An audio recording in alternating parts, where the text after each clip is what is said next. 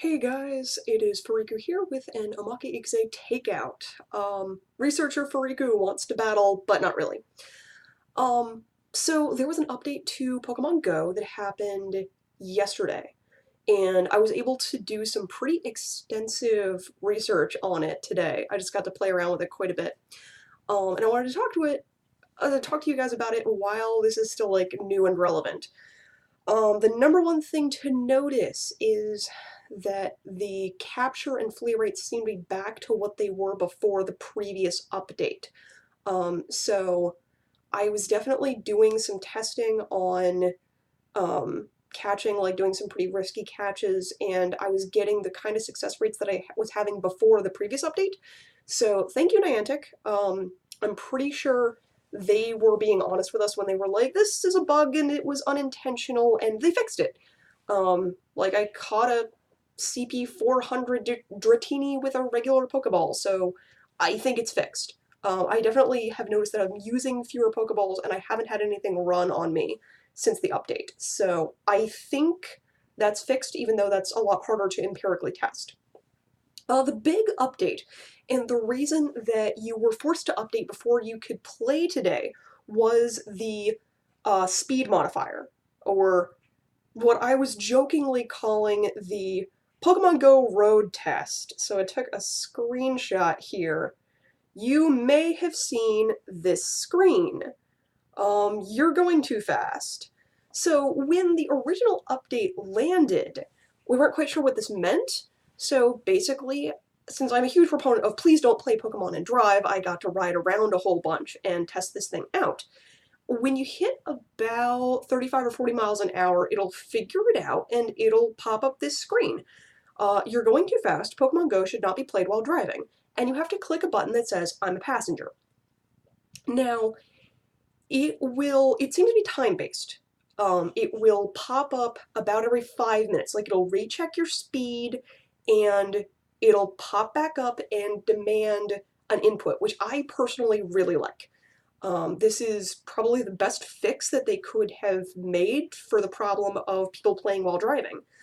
Um, I used to be part of a like real science research project that had to do with phones, and I was the psychology side of things, like the human behavior side. Other people were the what is the phone, what can it do, and what are people doing when they're in these states of distracted multitasking. And one of the secondary questions that kind of came up through our research was this question of how do you prevent people from using their phones while distracted or using your phone while driving? Um, there's been quite a lot of research on just talking on the phone while driving, even in a driving simulator, is enough to cause crashes and like empirically show that this is bad for your attention. Um, but the number one thing that we found quite on accident through the research that I was doing, which was much smaller scale, was that the way to quit doing multitasking, the way to really annoy users into not multitasking anymore is exactly what they're doing. Is to put up a pop-up, is to interrupt what they're doing, and this creates like a negative feedback loop and is going to keep people from doing this while driving.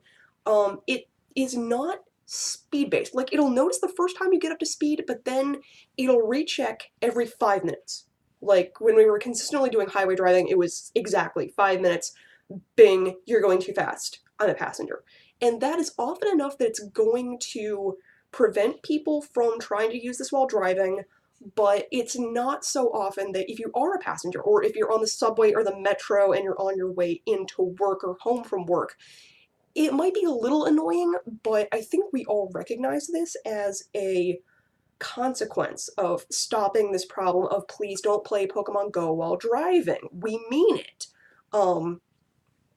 So this should prevent a lot of the problems that people were getting into. And also that little, the psychology side of it is that little reminder of I shouldn't be doing this. Please don't play Pokemon Go while driving. Even if you are trying to drive while playing Pokemon Go, that's going to add up over time.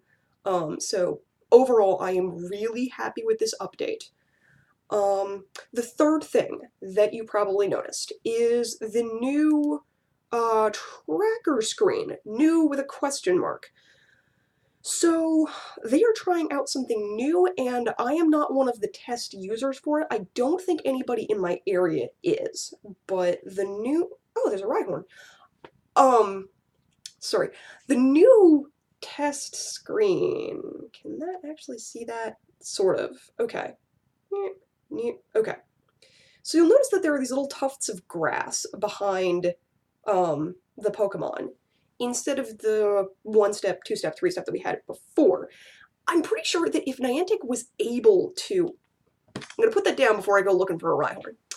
I'm pretty sure that if Niantic was able to get the system back to what we had before, that they would. Whatever went wrong with the three-step tracking feature, they just can't get that kind of fidelity back. So what we are seeing is just the grass. Some people are testing out a AR feature. I'm pretty sure you have to have AR on. This wasn't tested with all users. Like I say, I wasn't one of them, and I was asking around people at the mall because that's the most active area for Pokemon hunting in the area, but nobody seemed to have it. The idea, though, is that that grass is going to turn into a stock photo of the nearest Pokestop if somebody else in the area catches the Pokemon. That seems to be what the idea behind it is.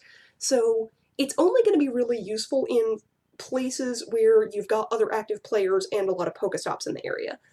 I like the idea that they're using the stock photo that they've already got on like server side of what the Pokestop looks like, so they're not actively like transmitting data back and forth. There was a little bit of miscommunication early on yesterday about what this meant, but they're just pulling those same stock photos that they've got. So when you stop at a Pokestop, it has that same photo of like the fountain or the park or whatever you've got. And no matter what time of day it actually is, it's not taking an active photo of what it looks like now.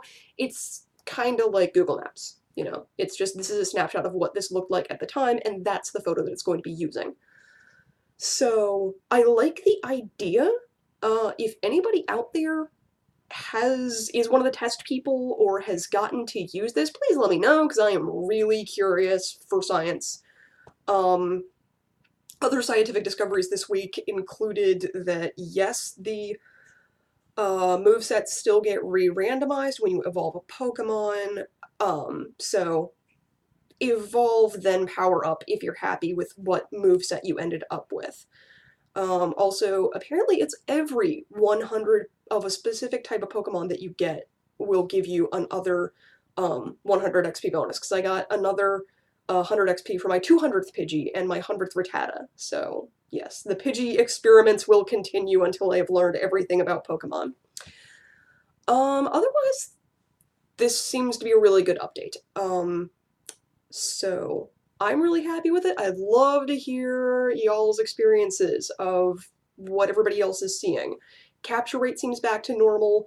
They're definitely playing around with a new solution for the tracking feature, and don't play Pokemon Go while driving. Overall, I love it.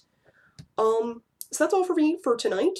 Please leave your comments below, and we will see you in another couple of weeks whenever all of us can sit down at the same time for another Omake Ikuze special. So, good night.